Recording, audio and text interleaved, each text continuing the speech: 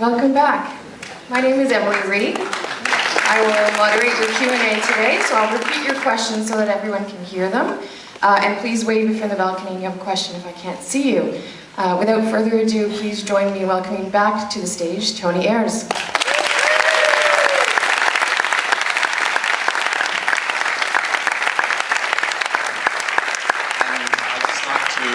Welcome onto the stage my producers, McMahon and Trevor Blainey. Writer, Blainey Ashley. And our lead actor, Alex Russell.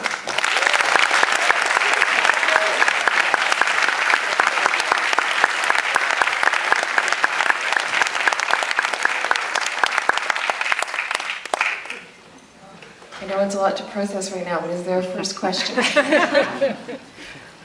Go ahead. What is the significance of the title? This question was asked last night. What is the significance of the title? There's an Australian saying called mad as a cut snake. So it means crazy, it means passionate, it means mad, means angry. Yeah. As Tony said last night, it's what happens when you cut a snake. Yeah. So Right. that's Sullivan's statement. Yeah. Is there a question? Check. Nope. Did we lose a mic? It's a theater. Okay. Go ahead. Terrific film. Just a question, was there a specific reason why it seemed like that movie was in like the 70s? Was there a specific reason why you chose that particular time period for the film? So the question is just that it seems that the film is set in the 70s, but as we discussed last night, it's not strongly rooted in the 70s. Why did you choose to put it there? When Blake started writing this script, it was inspired by the bombing of a nightclub that happened in Australia in 1973. It was a famous fire bombing, and a lot of people died. And so it was always written around that time. But as the film evolved, we sort of moved away from the real events.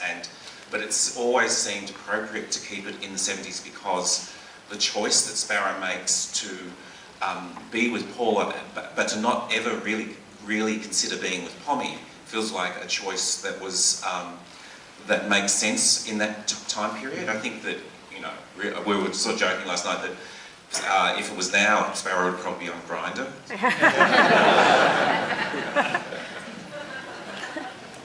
Are there any questions in the balcony? I don't want to miss you up there. Or down below. Go ahead. After watching this movie at the beginning, it really feels like kind of like a crime noir, but over time, I feel like also turning to a love triangle. Was that purposeful for you? Can you talk about the overlapping genres? It's both a romantic drama and a film noir, etc. You perfectly described our pitch. that was a reason that Blake and I talked about wanting to make this film. It was always, we loved the idea of it being a love triangle, but basically disguised as a film noir. And so somehow the wrapping of those two things felt like something that I hadn't seen before. I have a question about casting. As many of you perhaps know, we have another film at the festival also featuring Sullivan Stapleton. Can you tell us a little bit about the casting? Because the characters are so different that he plays, and then your other leads as well. I've known Sullivan for a long time. He's a friend, and we'd always wanted to work together.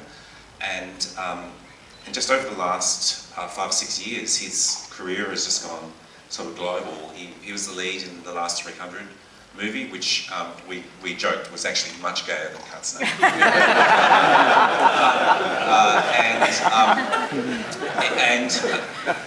So he sort of came off that onto our movie, and he you know, for us, he was always the ideal actor for that role because he has a lot of physical presence and menace, and it was really important that that character be both menacing but also very passionate, and so Sullivan had that. And then Alex, I originally auditioned Alex for the role of Sparrow a number of years ago, and he was so fantastic, but he was too young. And it says something about Australian films that actually, by the time we got the money together, he was almost too old. You get better with age. Yeah, no, he was exactly. It was perfect. So that worked really well. And then Jessica Gow came onto the film as the third part of the triangle, and it was very much about the chemistry between the three lead actors. Another, go ahead in the jacket. Alex, tell us about getting into that character. What was that like, and just kind of the process that you took to get into it? The question is for Alex. What was it like to get into that character? Hey, Carol. Good to see you, buddy.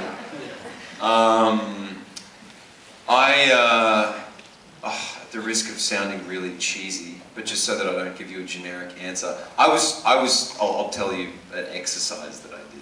But I was terrified of the role, particularly because you have to convey so much and he doesn't really talk.